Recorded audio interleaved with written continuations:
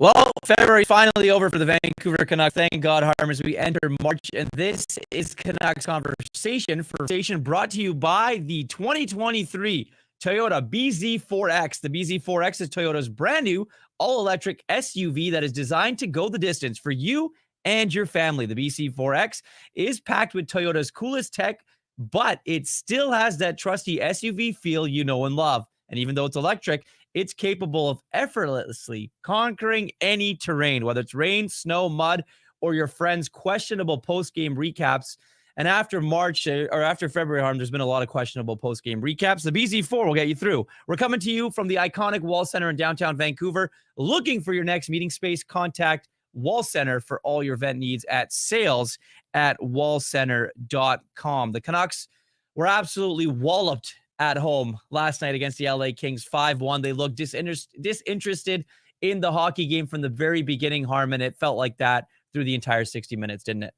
Yeah, they looked out of sync right from the puck drop, having difficulty connecting elementary passes on the breakout, just generating no speed through the neutral zone, which is a recipe for disaster because this Kings team already defends the blue line so well. So if you tack on the fact that you're not sharp, managing the puck yourself and being able to play with pace, you're going to run into all sorts of issues. And that's what we saw. The Kings consistently had players packing the defensive blue line, forcing plays to the outsides, to the corners, and then they'd win all of those puck battles, and it would kill Vancouver's ability to try and get offensive zone time established.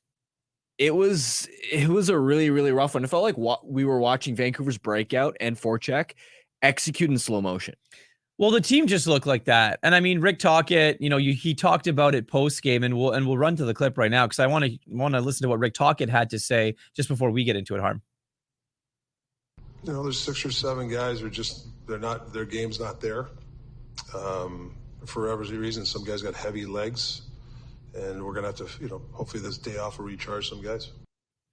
So the day off is today, and you hope that those guys get recharged. He mentioned 6 or 7 guys and heavy legs. And yes, I get it. It is that point of the season. But do you think that had anything to do with their inability to break out? Or is that more of a structure thing? Is that more of a system thing? Or do you have to give at least some credit to the LA Kings because we know they're a good defensive team?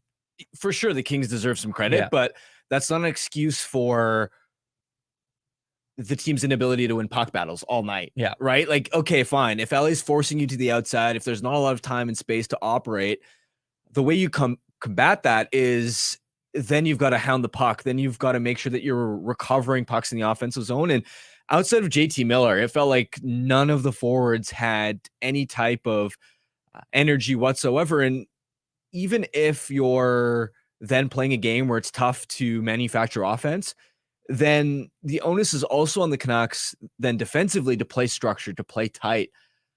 They've done that for most of the season. I think they've defended well. The difference has been night and day in terms of where they were last year, for example. But last night's game, you also saw the bad habits, the shooting yourself in the foot that led to goals against that we saw in the Bruce Boudreau era. Yeah. Right. That's honestly what it felt like. You go through each goal. There's, as Tocchet would say, an egregious breakdown or mistake happening. Doughty's first goal, for example, bad line change. There's zero back pressure on that rush as LA is transitioning up the ice. All sorts of time and space for Moore and Fiala to see what options they have available. Then Doughty has all the time and space in the world to take fourth man's ice, to load up for a big clapper. Kopitar's second goal, Elias Pettersson turns it over. He's trying to swing a pass back to the Canuck defenseman. Laferriere got a stick on it, so that's why the angle was off. But turnover in that spot, and then not just the turnover, but then if you're going to turn the puck over, you got to pick up Kopitar in that spot. Nobody there. Fiala's third goal. Where is Ian Cole going? Yeah. I mean, how are you allowing that type of backdoor pass? He's still going. Yeah. Apparently, as we speak, he's still going. Brent Clark's fourth goal. Elias Pettersson stripped of the puck by Anze Kopitar down low. Then it's Quinn Hughes pinching up the wall, caught out of position, which happened multiple times this game. You don't see that from Quinn Hughes very often. in terms of the out of position defensively, pinching in the wrong spots. And then Trevor Moore, the fifth goal, JT Miller turnover. Do you attribute that to, okay, so you mentioned Quinn Hughes, you mentioned Elias Pettersson, you've mentioned Ian Cole, but then you've also mentioned JT Miller. So 3 of those 4 guys are the guys that they lean on a lot. Do you attribute that to fatigue, or are we now seeing the Canucks go up against some pretty good opponents, and these are the type of hockey games that they're going to be playing down the stretch? It's a bit of both. I think in the third period, you could sense that the top guys were starting to lose some of their composure. Mm-hmm. They were starting to force plays that weren't necessarily there, especially in that third period. Once Fiala restored the 2-goal lead, you can understand from the player's perspective, how are we going to mount a 2-goal comeback? Considering we've had almost nothing all game, that's when you start to you force plays that aren't there. Frustration seeps in. Certainly after Pettersson got stripped of the puck on the 4th goal, you saw him slamming a stick on the ice. I think the frustration aspect is part of it, and that's honestly a big thing that I thought at the end of the first period, which was so boring for both sides. Yeah. Kings, of course, got the one Doughty goal, but Canucks had 3 shots on goal in the first period, and I'm thinking this is going to be an interesting test of Vancouver's composure. Yeah. Because they haven't had many nights like this where they're just given nothing in terms of offense. Nothing's going your way. You got to try and create it. So there was definitely a message after the first period, but clearly it wasn't received because the second period wasn't good at all from them. Yeah, it was more of the same, just across the board. I think as we're sort of looking at what's gone wrong for this team, it feels like everybody's underperforming. Like outside of Miller, I mean, Besser, who's now scored in 3 straight games, and maybe Nils Höglander, who seems to have a consistent effort, that there are just way too many passengers on this team right now. Yeah, a lot of passengers. Arshdeep Bains, Canucks just announcing Patrick Alvin that he has been sent down to Abbotsford. I don't think that should come as a surprise. I know it doesn't to you and I and a lot of people that are around this team a while, but he got his little bit of, he got his NHL debut. That was probably his best game, but on that line with him, Elias Lindholm, and Connor Garland, he just kind of looked out of place, wasn't really winning puck battles. He had that one chance in front of the net. Why he didn't pass that puck, or why he did pass that puck, is beyond me. Maybe a little bit too much now for Arshdeep Bains. And you know what? He got his taste of the NHL, which was great. He earned the call up, made his NHL money for a little bit. But I think for the Canucks, now they really need to look at their lines and figure things out. Elias Lindholm was traded here. He is a 1-2 center in the National Hockey League. Elias Lindholm has the best face-off win percentage on this team. Why is he trying to carry a third line? He should be their second line center, and they should figure it out with him or Elias Pettersson as to who plays the wing, in my opinion. Yeah, I think, as I said on yesterday's show, I don't think you're going to feel comfortable about the top 9 line combinations until Pettersson and Lindholm figure it out. Because, I mean, Miller and Besser clearly are a duo that continues producing since the All-Star break. You're not going to separate those guys. But Pettersson and Lindholm, they need to work together, because you look at the issues right now. Well, Lindholm can't really drive a line on his own. Pettersson, he's not producing individually, but part of the conversation has also been, he's got Ilya Mikheyev on his wing. So he's clearly an anchor right now. Yeah. So if they can work together, they both solve each other's problems, where Lindholm would no longer need to drive a line if Pettersson's playing at his best. And if Lindholm is playing up to his potential, then Pettersson has a line mate that can finish his chances and actually give him some support. Yeah. Well, I think that they have to figure it out. Like, you almost have to just do that again. Have JT as your number 1 center and figure it out with Lindholm and Pettersson, because the Mikheyev experiment isn't working. I know you have numbers for a lot of these guys, and we'll get to them in a second, but the Mikheyev on the Pettersson line, I mean, that's probably, that experiment needs to end soon too. The problem is where else are you going to put Mikheyev? Because if he's not doing anything with Elias Pettersson, where's he going to do anything? Well, also, who else are you going to put in that spot, period? Yeah, right? We saw Sam Lafferty get a couple of shifts in that spot. Obviously, they went to the Lotto line in the third period, and I didn't mind that, but it's not like they were pressing or looking particularly potent as they were pressing to generate some late offense. Yeah, it's just up and down the lineup. I think coming out of this slump, it has to be the top guys that take you out of this. I mean, Quinn Hughes, as much as we focused on Pettersson and him needing to elevate his game, Hughes only has 6 points in his last 12 games. And this is a guy that's been playing at an elite level that up until the All-Star break was pretty decisively the best player, the most valuable player on this team. So he's a guy you look at. Pettersson's a guy you look at. Elias Lindholm is a guy you look at. You're hoping that Garland can do a little bit more driving that third line. Those are the guys that Philip Hronek as well. Those are the guys that I look at as, okay, I want them to lead. And once they start leading, then it's also on some of the secondary pieces further down the lineup to follow them. Well, I think that's the biggest thing, right? It's the domino effect. It's once you figure out what your top 6 guys are doing, then you can kind of build out the bottom of your roster. I want to say this though. There are a lot of people out there saying that, oh wait, when Dakota Joshua gets back, it's going to fix everything. When Dakota Joshua comes, and maybe when we sign Phil Kessel, it's going to solve these problems on the third and fourth line. Dakota Joshua is not going to solve why the Canucks are getting killed every game. It's not. It's going to balance out a third line, maybe, because Connor Garland right now isn't playing good either, right? I just don't think that if you're looking at this team, just one guy coming back that doesn't play in the top 6, yeah, okay, that line was good for a while. It had a stretch where it was good, and it was depended on. You just can't see as him coming back and being the guy that's going to save this team. And Phil Kessel, who knows when that's going to happen, right? Even if it does happen, I just think that there's got to be a lot more, and we have to start looking to their top 6 forwards. There needs to be more production from those guys. Definitely. I think our special guest is here. Oh, so yes. We should intro him in. Yes, we should definitely get to our special guest. He's actually no secret to this show, but he's brought to you by our Wendy's Daily Faceoff Survivor pool game. Wendy's is letting you win real food with your fantasy teams this year and Daily Faceoff. For those of you who smoked the competition like the LA Kings did last night, Wendy's is rewarding you with weekly prizes that will have you winning. Download the Wendy's app and score yourself 150 bonus reward points on your first order and grab a sweet victory from the mouth-watering jaws of defeat, like the Canucks did, along with some fresh, never-frozen beef. Sign up to play Daily Faceoff Fantasy Survivor to win weekly prizes like the spicy chicken sandwich from Wendy's and the Wendy's app. Mystery guest, okay. So it's really weird. I'm filling in for you for this week, but David Quadrelli just couldn't stay away. He really couldn't stay away from his own show. Wow. He really couldn't stay away. He's got the shades on. Are you blocking the haters, or it's because your future is so bright? Stanch. I'm coming to you from the resort that I've spent my week at. Just taking a break from my vacation that I joined.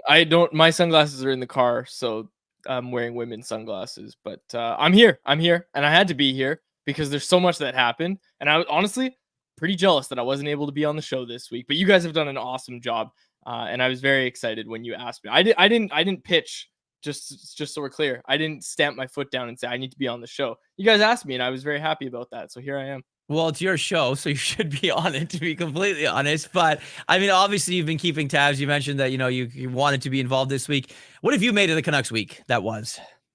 Well, where do we start, right? Like I think we have to start with Elias Pettersson signing. Funny story, and he's a regular watcher of this show, and I didn't even tell him this was why I hung up on him. But Bob Marjanovic, and I were talking fantasy baseball, and then I got a call from Frank Saravalli, and I texted Frank and said, "Hey, sorry, man, I'm just on a call." And Frank said, "No, I need you to call me right now." And I was like, "Oh, okay, like something serious is going on." So I hung up on Moj abruptly, and I felt bad about that. But then Frank called me and told me he was about to tweet. So I got behind my computer and started drafting up the article for Canucks Army. And obviously that was Elias Pettersson nearing an 8-year deal is what Frank reported. And man, oh man, that's where I want to start. Like I tweeted out yesterday, guys. I tweeted out the wheelbarrow with the nuts in the wheelbarrow and said, Jim Rutherford, my goodness, the negotiating tactics here. The take I had was this guy's going to be put in the Hall of Fame. And then you realize he is in the Hockey Hall of Fame. And I'm just wondering if we can do it again. Like if you can throw him in there again and just say for his efforts in the Elias Pettersson contract negotiations. I know it's not done, but man, you hear all this stuff coming out about this negotiation and oh my goodness, the ball's on this guy. Well, that's what I was thinking, right? What other president of hockey ops, according to Elliot Friedman's reporting, would be able to go up to the player and say, "Hey, we've got this pretty serious trade proposal with Carolina. Can you start making up your mind?" Well, it's funny because there's been a couple of GMs around the National Hockey League that have said that they wouldn't have the cojones to do that. So there's that. It's in a wheelbarrow, fellas. In a wheelbarrow. You need a wheelbarrow to walk around. If you're Jim Rutherford, you need a wheelbarrow. Well, you need a wheelbarrow also to take that reported amount of cash, right? If that's being thrown Elias Pettersson's way. I guess for me, Frank reported it on Wednesday after with us, and then Thursday it was nearing, and then he said didn't really have an end or an end late or a timeline as to when this happens. When do you think, or when do you view that this might happen? I have no idea. I'm going to guess 3 p.m. today. 3 p.m. today is my guess. That's my official guess, because, and Harmon knows this, when Nikita Zadorov got traded here, it got announced at 3 p.m. Like, we were like, all right, Canucks fans, have a good weekend. See you later. And then they announced Zadorov and we had to fire back up. So you guys might have to do that. I know, like, you guys might have put in some overtime today. That's why I'm glad I'm not there. But I'm sticking with 3 p.m. I'm guessing 3 p.m. on a Friday afternoon, team day off. That's what I'm sticking with, is 3 p.m.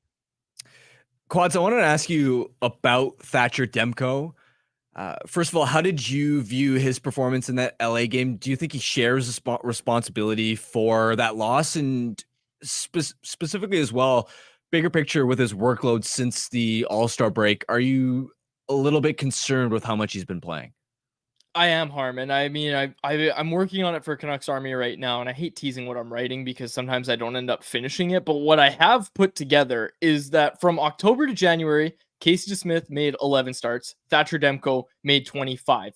From January to now, Demko has made 21 starts, and DeSmith has made 5. Did I say DeSmith made 5 the first time? DeSmith made 11. Excuse me. He made 11 in that first stretch of time that I laid out, and he's made 5 so far. And I know the schedule's a little different. You had the All-Star break in there. Things are a little bit different. But the fact that Demko has started that number of games, I applauded the Canucks so much early on in the season with how it seemed like they had a plan and they were sticking to it with Casey DeSmith and Thatcher Demko. They were just, it almost didn't matter what happened in the games. It didn't matter when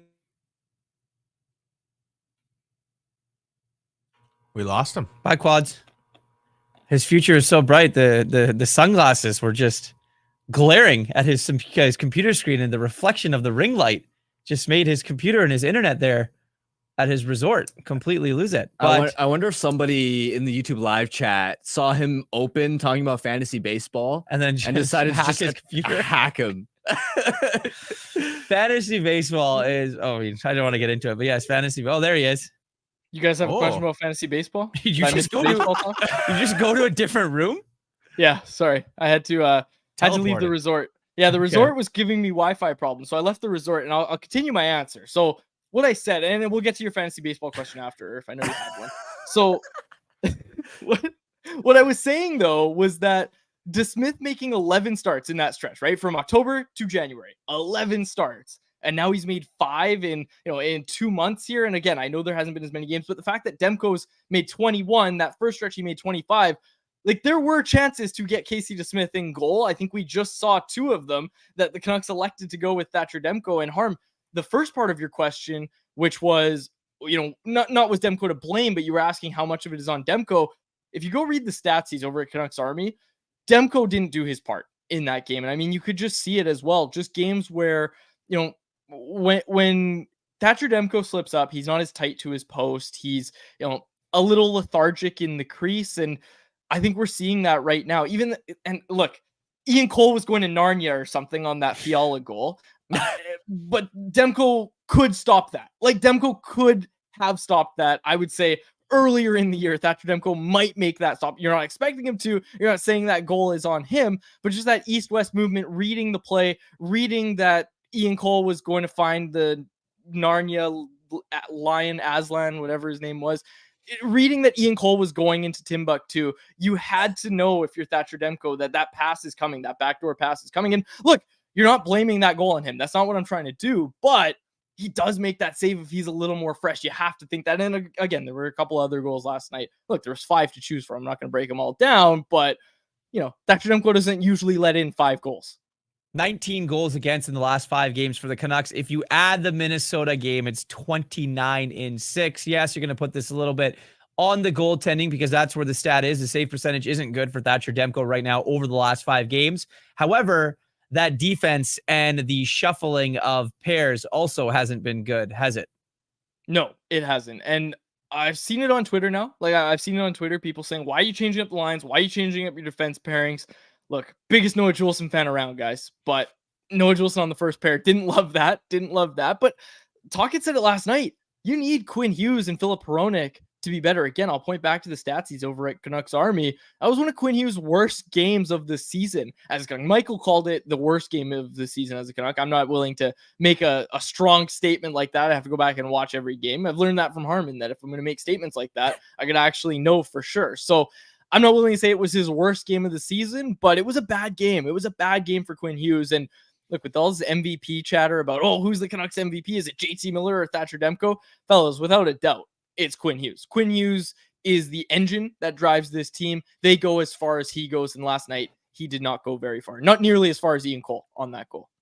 Is the game on Sunday against Anaheim a must win? Because you look at the schedule immediately after, and then you got LA, Vegas, Winnipeg, in Colorado. It feels like Sunday's a huge get things right, get things back on track, stem the bleeding type of game. Well, when you've got the Wagon Ducks that you're going up against, you can't ask for too much. But man, like, it has to be. Again, must win sounds so, so dramatic. But yeah, like, this team has 3 regulation wins, and what is it? Their last 15 games or something like that. I've been on vacation, so I don't know. But they haven't won much lately, especially in regulation. So, man, I'm just looking at it and saying that Sunday game, you've got 2 days off, 3 if you count last night when they took a day off. You're going to have these days off. You've got to come back and you've got to be sharp on Sunday. They're going to practice tomorrow is what we expect. I wouldn't expect it to be a grueling practice, but maybe it's one of those X's and O's practices Rick Tocchet likes to call them, where they kind of go over some things. I'm looking at Sunday and saying, yes, Casey DeSmith, first of all, should get the start in that game. And second of all, they better show up defensively in front of him, because look, the goals last night weren't on Thatcher Demko. Thatcher Demko's an all-world goaltender, but the defense needs to improve no matter who's in net. That's true. I mean, you did say that he should have saved one of those, but we'll digress on that. When you look at this team's forward lines, me and Harm talked about it before we brought you on. Ilya Mikheyev playing in the spot with Elias Pettersson. He's an anchor on that line.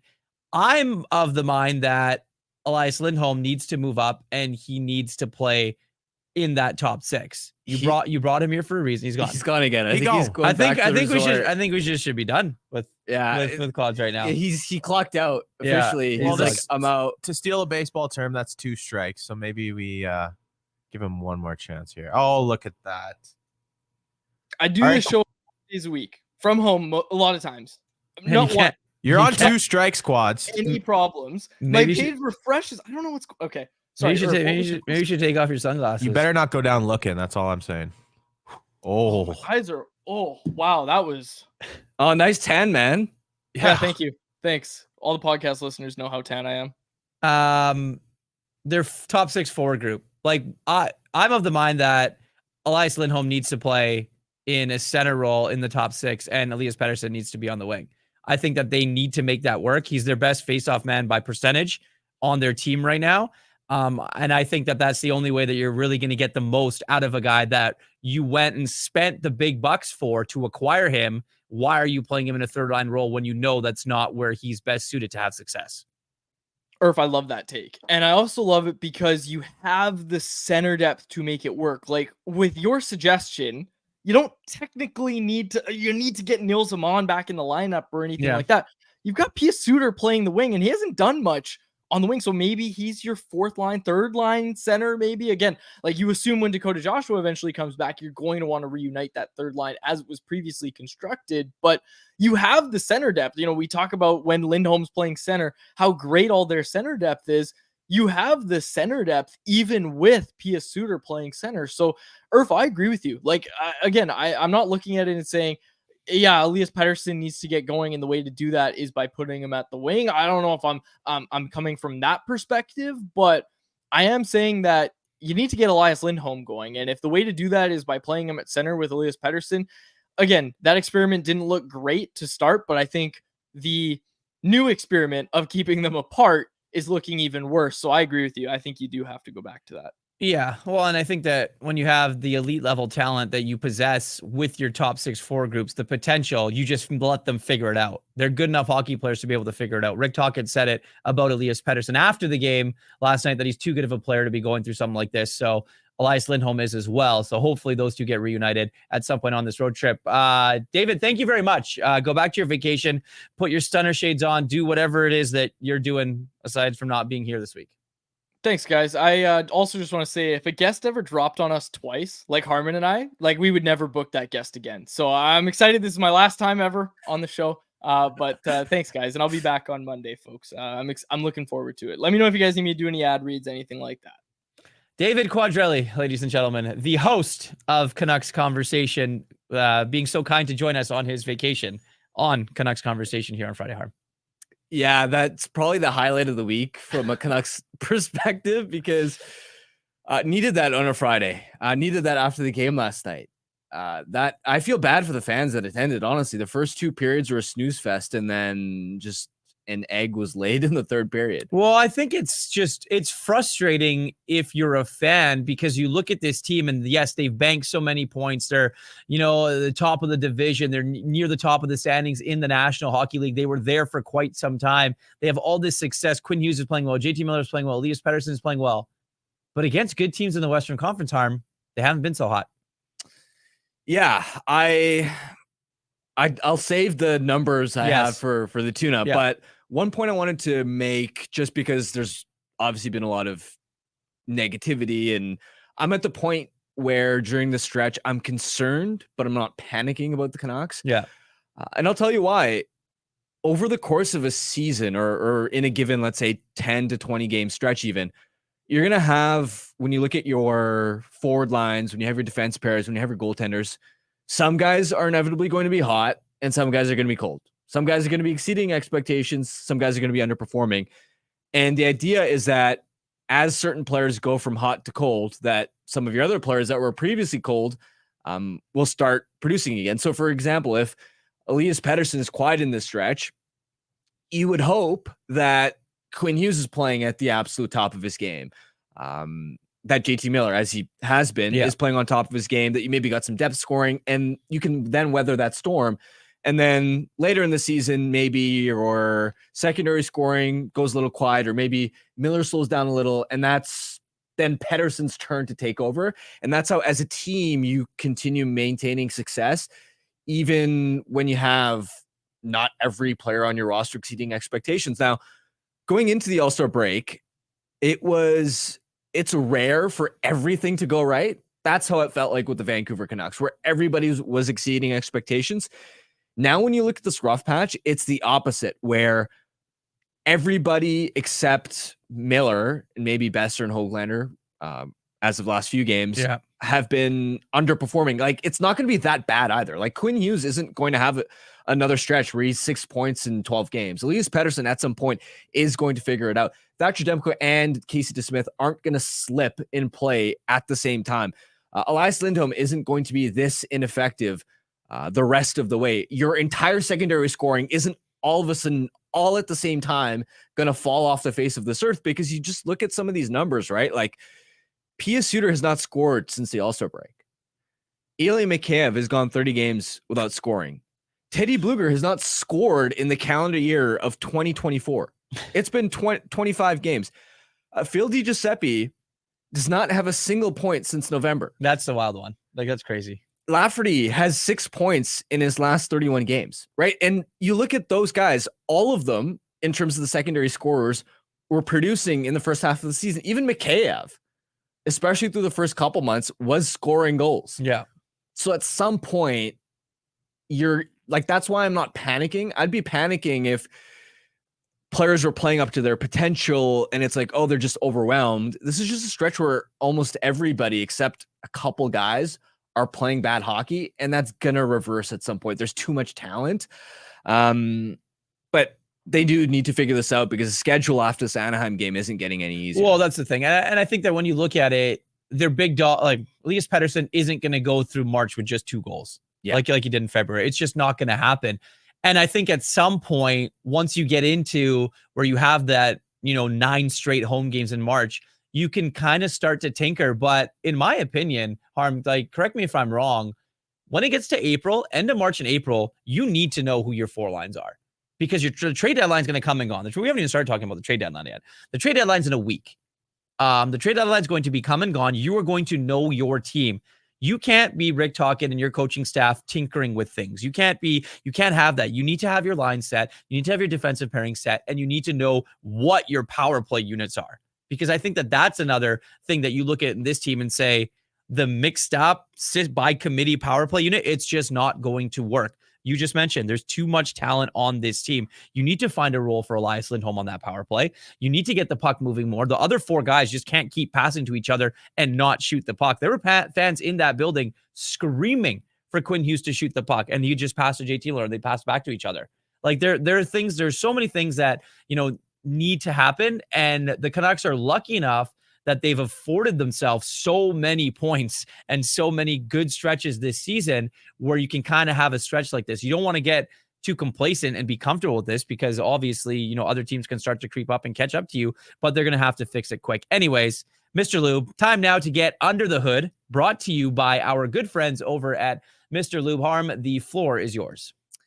Yeah, so you mentioned Vancouver against the top teams in the West so far. And one thing that I'm keeping an eye on, especially as they're going to play a number of these top teams in the West coming up in March, is how much offense they're generating, because they only scored 2 goals against Winnipeg. They only scored 1 goal against Colorado, just 1 goal last night against the Kings. And then even in November, when the Canucks played Vegas, they only scored 1 goal. In their first game against Colorado, only scored 2 goals. So the Canucks have not been able to, out of those 5 games, score more than 2 goals. Now, they've beat up on Edmonton, who is considered one of the top teams in the West. But the Oilers are a different style of team than Winnipeg, Colorado, and LA, where they're high-octane offense, but they're inconsistent defensively. And that's actually a pretty, I would call it, favorable stylistic matchup for Vancouver.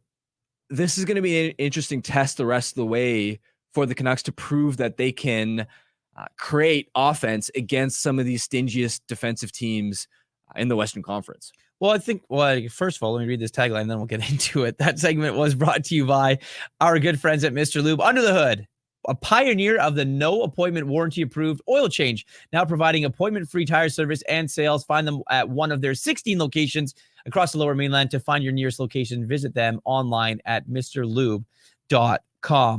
When are you? We mentioned nobody's hitting the panic button. Jeff mentioned on Rink Wide, and obviously there are a little bit of red flags, but the concern might be starting to get there. But their record against elite teams in the Western Conference and the amount that they have to play these teams down the stretch, when is it going to start concerning you, if it might? Well, this next week is going to be an interesting test because, again, after Anaheim, you got LA, Vegas, Winnipeg, Colorado. Those are the teams I just mentioned. And you've got to be a little bit careful in drawing conclusions from small samples as well, because they have, for example, against some of the top teams in the Eastern Conference, they've had a fair amount of success. Like they beat Florida twice. They've had good times against the Rangers. They had that great come from behind victory against the Boston Bruins. So you do wonder, is it specifically against these top teams in the West? This is, again, where the schedule coming up is, I think, going to be a big indicator, because it's a question mark, but I'm not worried or panicking about it yet. It's like a trend. It's a yellow flag.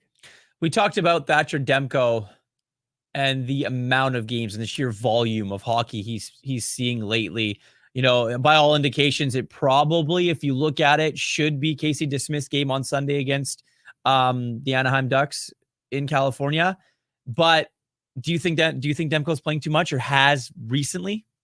For sure, especially because we know that goalies that play a ton in the regular season, you don't want to run the risk of them then feeling fatigued for a long playoff run. Because Connor Hellebuyck, for example, last year played a ton of games in the regular season, dragged the Winnipeg Jets into the playoffs, was their team MVP, and then they met Vegas in the first round, and he flopped in the first round. He did not look like the Connor Hellebuyck that we're used to, and part of me did wonder about the workload in that instance. So yeah, I wanted to be a Casey DeSmith start on Sunday, especially because if we're bringing up this idea of okay, Tuesday against the Kings, for example, you know that you don't have a lot of margin for error if you're playing a stingy defensive team. Yeah. That if you allow a couple of soft goals with a Casey DeSmith in net, who of course has been fighting it, that might be curtains in terms of coming from behind and how difficult it can be with how well a team like the Kings or the Jets or the Avs defend. So I do want it to be DeSmith on Sunday, and it's going to then be incumbent on the team in front of him to defend well, get back to their positive habits that they've displayed for most of the season that, of course, has been slipping a bit lately. Yeah, it's an interesting one because your max for Thatcher Demko should probably be like 60. Yeah. And he's gonna hit that. Like, I think by all accounts, he's gonna easily hit that, and maybe even more. And I don't think that that's what you want if you're the Canucks going into the playoffs, even though you're gonna be a good seed and things like that. Is your goalie playing too much hockey? Now, what's to say that, what if they've clinched a division and clinched their playoff spot, that Demko doesn't play a few of the last games of the season? Now, that's definitely some potential, but if you're Thatcher Demko, you're probably going to want to play. You're not going to want to sit and have quote unquote load management there, right? So I think that's another thing that you have to look at and be very wary of if you're the Vancouver Canucks, is the load management of Thatcher Demko. And if and when he gets into a situation where he is playing too much, he's going to tell you he wants to play every game. That's just how goalies are wired, that every NHL player wants to play as many games as they can. But at some point with Ian Clark and Jim Rutherford and Patrick Alvin and even Rick Tocchet, they got to have a serious sit down here and figure out their goaltending plan. Time for one of our favorite segments on the show, because I don't have to do the ad read, so you take it away. It's time for Anyone Else, presented by DoorDash. It's our listeners' chance to get involved and hit us up in the YouTube live chat. And it's also our listeners' chance to get 25% off and 0 delivery fees on their first order of $15 or more when they download the DoorDash app and enter code NATION25. Offer valid in Canada, subject to change. Terms apply. Well, I think we should start with, what do we think, or if we look at, how would you line up on Saturday or Sunday against the Ducks? How would you line up your top 6 forwards? Okay, you're putting me on the spot here. I want to see Pettersson and Lindholm back together, give it another try, because I know it hasn't worked in the past, but this experiment of Lindholm driving his own line and Pettersson with Mikheyev has looked even worse. So let's game it out right now. I think you go Höglander, Pettersson, Lindholm, reuniting the all Swedes line. Okay. And then I'm debating here. Do you want to... I think you keep the Miller line intact. Suter, Miller, Besser. I know Suter hasn't been that productive lately, but Miller and Besser have at least been cooking, and whatever. You can have a passenger on that line. It doesn't really matter. I would promote Bluger into that... now I'm going to have to think, actually, because you also don't have Baines there. Yeah. Because I was initially going to go Bluger, Garland, and then I realized I don't have a left winger. This is the problem that the Canucks are running into, because you're going to have to put a fourth line caliber player in that role. So do you put Mikheyev? It's either got to be Oman or Mikheyev or DiGiuseppe. Don't know if there's the right answer there. Yeah. But then I'm drawing Oman into the lineup for Baines and having Oman sent to the fourth line. Okay. What you said to me there is that they're in desperate need of another fourth line, or another third or fourth line guy, right? Because you look at Joshua and what's going to happen there. But even then, still, like, here's my thing. When teams are rolling their 4 lines in the playoffs, when you look at Vegas, like William Karlsson was playing on the third line last year and they won the Stanley Cup. Like, when teams are rolling their lines as good as they are. Now, I know the Canucks, if they get into that point, you can put Elias Lindholm there. You're not going to want to, but you can. There just needs to be some more depth, whether it's down the middle. You have the one down the middle, but I think there still needs to be someone else there that you go and get, obviously with the trade deadline a week away. So let's get to some people that have been watching and listening. Charlie Cole. Petey was awful last night, but his wingers have been inadequate for some time. Do you think they need to ride Lindholm on his wing to force some chemistry? We just talked about it. I think we can both wholeheartedly agree. Yes. Elias Lindholm needs to, I think, center that line and have Elias Pettersson play on the wing, and they can figure out the draws or whatever they want to do. Yeah, I don't care who's playing center, who's playing wing. You guys just figure it out. Rick Tocchet figures it out. But that duo has to, I think, get clicking. And these are the top guys, the big guns that I'm looking at to drive the bus. I'm not, as much as, yes, some of their secondary scoring has dried up, and yeah, you need more out of those guys. I'm not expecting them to be the ones to lead the Canucks out of this difficult stretch. To me, it does come down to Pettersson, Hughes, Lindholm, a lot of these names to start picking up the slack. So put them together, give them the best opportunity to build some chemistry to potentially succeed. And you hope to ride from there. Also, it's just, we can discuss line combinations, what might work on paper, what looks bad. Ultimately, if players are underperforming, any line combinations you put together look bad. Well, that's what I'm just saying. Like there's someone that says, why don't we try putting Mikheyev with Miller and Besser? Because it's the player's been underperforming and he's been an anchor on one line with one of the world's best players. And he just hasn't had it this season. It's a confidence thing. He hasn't scored, was it 1 goal in his last, he hasn't scored in how many games? Was it 30? No, yeah, he hasn't scored in 30 games. So I don't really want to put a 30-game non-goal scorer with 2 30-goal scorers in the National Hockey League. And, you hope pray it works. I don't think that's going to work there. I also like what Rick Tocchet said. He was asked after last night's game about shuffling the defense pairs, is specifically in relation to Hughes and Hronek. And his answer, I'm paraphrasing here, was essentially they just got to play better. Regardless of who their partner is, if they're playing together, if they're playing separately, they just need to play better and everything will sort itself out from there. And that's kind of how I feel about some of these forwards as well. Yes, I feel strongly about Pettersson and Lindholm getting another shot together. But outside of that, like, you can mix and match, do whatever you want. Last night, how many different line combinations did we see? We saw Baines up with Miller for a couple of shifts. We saw Lafferty up with Pettersson for a couple of shifts. We saw Lotto line just jumbling all over.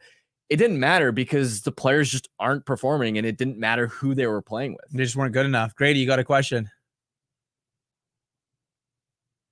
Oh, I just took Harm off the screen. Sorry about that, Harm. So Rick Dhaliwal is saying the Baines demotion to Abbotsford is not related to Dakota Joshua. So my question for you guys, what does that mean? Because they're probably going to have to want to get another body on this road trip.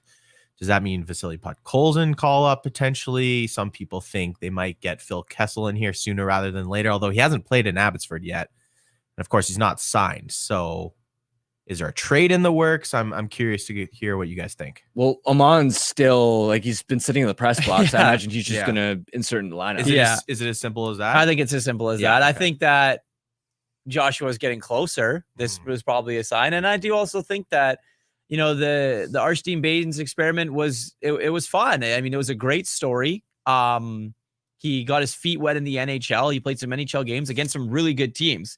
You open up the season you make your NHL debut in Colorado against the Avalanche. That's pretty good, right? That's a pretty good story to be able to tell your family when you're older. You come home, you make your debut in front of your fans, then you play against the LA Kings. Like, he's gonna play in the NHL again, and he's gonna go down to Abbotsford and he's gonna work at his craft. He was the All-Star MVP. This isn't, Arshdeep going down. He's never gonna play in the NHL again. I think this is Arshdeep going down because they have someone either coming back or they just want to tinker with the lineup some more and maybe let Arshdeep go develop some more in Abbotsford.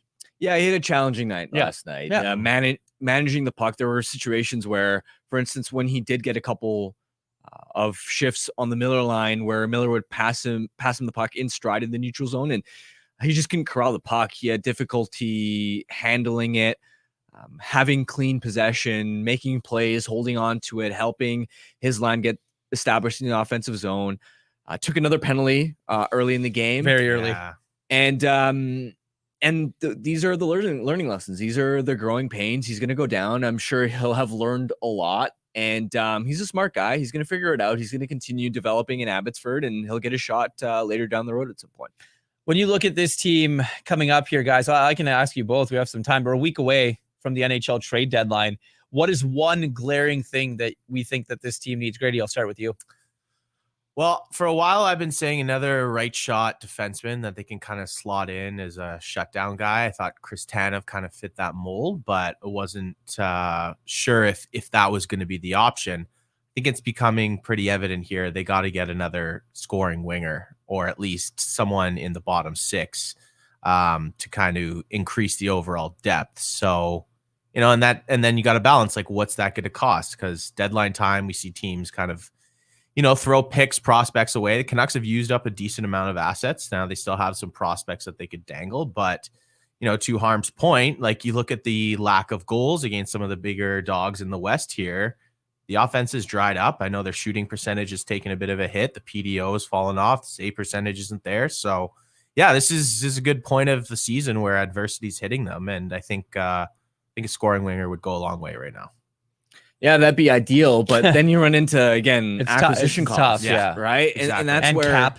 Right. Yeah, and that's where I'm tempering my expectations a little bit. Yeah, if there's an opportunity for the right price, go out and acquire another middle six driver, somebody who's not a complementary piece, who's relying on others to create scoring chances, but who could sort of drive play a little bit more on their own. Sure. I mean, I would have liked, from a value perspective, I think Anthony Duclair could be a better fit for another team. I just don't think it works in Vancouver because Duclair's most potent off the rush, and the Canucks don't play a style of offense where they lean on rush offense. So outside of that, I don't think there are a lot of great bang for buck options. So I'm looking further down the lineup. I've mentioned it many times before, and I'm going to say a PDG upgrade. I want to see somebody on that fourth line with some identity think back to last night's game. They were flat. They didn't have energy. That's the sort of night where you need your fourth line to throw some hits, get it on the forecheck. I'm not talking about even scoring goals, but just build some momentum for your team, as the bottom six actually did earlier in the season, right?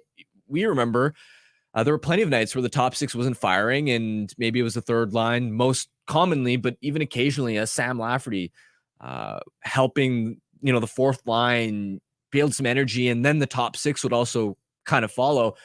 That's what Vegas has, often had, for example. They've always had big boys on the fourth line that can muck it up, that can throw some hits, that can build some energy for their team. So maybe another depth forward and another depth defenseman as well. Again, I'm not talking about a top four upgrade because again, I'd like a top four upgrade on Tyler Myers, but so would they have to be realistic on the price. And that's where maybe just another extra body in case you run into injuries come playoff time. Giuseppe, one shot in his last 7 games, just looking at the game long. And I know you're not expecting offense from a fourth line guy like that, but then you look at the last time he scored, and this is excluding the empty net goal against the Habs, which was November 12th. You got to go all the way back to October 27th against the St. Louis Blues, the last time Phil DiGiuseppe beat an NHL goalie cleanly. So again, he's a fourth line grinder, but push comes to shove, especially late on in the season, you need offense from all 4 lines going into the playoff run. That's the biggest thing. I think for me, I agree. I think it's a depth forward. It's one of the guys that can play up and down on the third or fourth line. If you really need to move them up to the top 6, you can. That's probably number 1.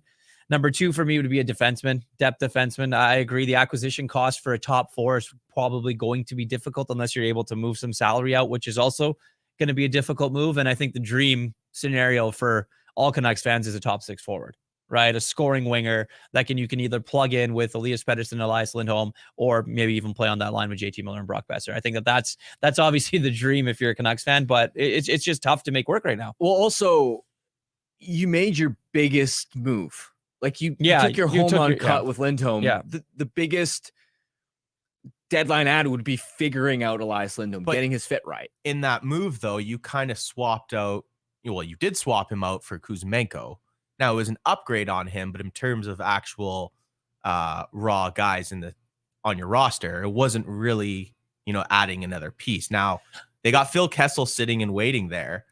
I'm wondering if that's kind of your depth move, and then you maybe go try to get another forward on top of that. But then again, goes back to Harm's point, and my point is, well, what are you giving up? Because we know every single playoff contender is looking to upgrade too, and then that's when you start getting into a bidding war, and the Canucks have used a decent amount of premium assets up already. Yeah, see the Phil Kessel thing, because I don't think there's much interest except for the Vancouver Canucks around him. He's sitting in Abbotsford watching games, hanging out, and he's skating over there. They don't have to sign him until just before the deadline in a week. So that's besides the point, I think, to be honest. Like, if they really want to sign him, he's their safety net of a guy that they can bring in. My thing is, I totally agree with you, Grady. Like, you went and spent, and you, Harm, you went and spent all this, your acquisition cost to go get Elias Lindholm. Why are you not playing Elias Lindholm where Elias Lindholm should be playing? I understand why Talk had put him in that third line role, just to try something different, because him and Pettersson weren't clicking. But I also agree that, okay, you gave it a look, it isn't working now, try something else. Yeah, they didn't need to go for it back to. They didn't need to keep going back to it. I think that was the biggest thing, where you looked at it and it just didn't make sense the first game. Like the second time, okay, and then for the third time, you're playing LA at home. Why is he? And you need a win. You want to win. It's a divisional opponent. Why are you not loading up your lines to try and win that hockey game? And I don't see many teams right now calling the Canucks on Ilya Mikheyev and taking his salary off the books. But I wouldn't also put it past this management group to find a way to jettison him out, his money out, and bring someone else in. Now, of course, you're going to have to pay a little bit. You're going to have to pay a decent amount, actually, to make that happen. And we saw that, of course, with Kuzmenko. But they're going to have to get creative in that regard. But the way Mikheyev's playing right now, like that $4.75 million cap hit could be utilized so much more efficiently elsewhere in your lineup. But at least with Mikheyev, he's not necessarily hurting you defensively. It's just he's been gifted a premium chance with Petey here, and he's not delivering. 30 games now without a goal. Yeah, I mean, we can keep saying it as long as we want until he scores, but I think it's going to get to a point where Ilya Mikheyev is either going to find himself on the fourth line or in the press box.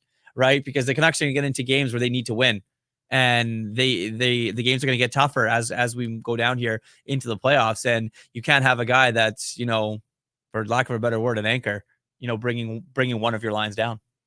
Yeah, it's tough too. I can't see a scenario. I'd be very surprised if they find a way to get off his contract, because he's got 2 years beyond this one, and he's got a 12-team no trade list according to Cap Friendly. And the injury history, right? Like, he's been injured his whole career. The injury he was just coming off, don't think he's recovered fully from that. It takes a long time for guys to not just recover, but get back up to the level that they were before. So, yeah, that's going to be a tough one to move. But again, Rutherford has shown in the past, look what he did with Tanner Pearson, look what he did with Kuzmenko. If he can find someone to make that happen without paying too much of a sweetener, then you never know. 4.75 is a lot of money, though. I mean, Kuzmenko was 5, but you're bringing salary back. If you're Dan Milstein, you can construct that 12-team no trade list around the teams that have cap space, and then good luck moving this. Well, that's the thing, right? And I mean, look, there's another Dan Milstein client that we haven't even get time to get into that could also be moved as well on that team. And if they decide to try and go big here in the next week around the deadline, that's Nikita Zadorov. So future is going to be interesting for a couple of the Canucks over the next week. That's for sure. A segment brought to you by the Four Winds Brewing family, owned and operated in Delta, home to the Four Winds Light Lager, a crisp, clean, easy drinking beer, a beer for everyone, a perfect beer before, after, or during the game. Ask for Four Winds Light Lager at your local liquor store, or have some delivered right to your door through the online shop at fourwindsbrewing.ca. Yeah, trade deadline a week away. Quickly, Harm, among other teams, not just the Vancouver Canucks, and this is called Canucks Conversation, but it's Vegas and Gensel, right? Like that's the one we're just waiting for. Yeah, I am intrigued to see. Right, Vegas confirmed, of course, that Mark Stone is going to miss the rest of the regular season, so they can use his LTIR cap space. They said he's questionable for the playoffs. What I'm wondering is, he's playing game one. Exactly, right? Like, is he just going to come back for game one of the playoffs? Because I mean, look, the guy lacerated his spleen, right? No one's out here saying that this is some phantom injury, but man, how does this keep happening, that the timing is like that, and just always ready, just the timeline is always game one of the playoffs? I mean, that would that's why they were able to add Barbashev and Jonathan Quick last year. And of course, Quick didn't really play, but Barbashev was a huge difference maker for them on that top line with Eichel and Marcia. So, man, Vegas with Jake Gensel would be scary, but also they just, as a team, have never been healthy this year. Yeah. Early in the season, they were hammered by blue line injuries. They've missed Jack Eichel, Carlson. So a big X factor for Vegas is also just going to be outside of what they added at the deadline. Are they going to have a healthy team by playoff time? Yeah. The other one that's interesting is Dallas Stars. Tyler Seguin, they said that he's going to be back before the playoffs, so they won't get his $9 million cap relief. Honest there. Dallas Stars. I know. Like, what are you doing? Just keep him out another week. If I'm you, you can go hunting if you're the Dallas Stars. But anyway, it's interesting. It's the best time of year. Like, I think that this next week is going to be interesting. You're going to see lots of activity from around the National Hockey League. It's going to be fun. And it's going to be interesting to see what the Vancouver Canucks do. We didn't even talk about Elias Pettersson and a potential contract extension, Harm, but we'll see what happens. This has been fun. Thanks for having me all week. I've quite enjoyed it. You and Grady and obviously the crew, and we'll hope to do this soon. But yeah, Friday, March 1st. This is Canucks Conversation. Canucks Conversation with Harmon and Quads, brought to you by the Toyota BZ4X. The BZ4X's fresh look is just an added bonus to its range, since you can drive up to 406 kilometers on a single charge. That's enough to get you from Kitsilano to Whistler or Kamloops to Kelowna and back, and still be home in time for the game. Now that's what we'd call electric. The best part, by choosing electric, you can get up to $11,000 in rebates and incentives. The BZ4X are in stock and selling quickly, so make sure to visit shoptoyota.ca or your local Pacific Toyota dealer to get your hands on one. Canucks Conversation is live Monday through Friday, every weekday at 2 p.m. over on the Canucks Army YouTube channel. Make sure you like, subscribe, and interact in the YouTube live chat every day with us, folks.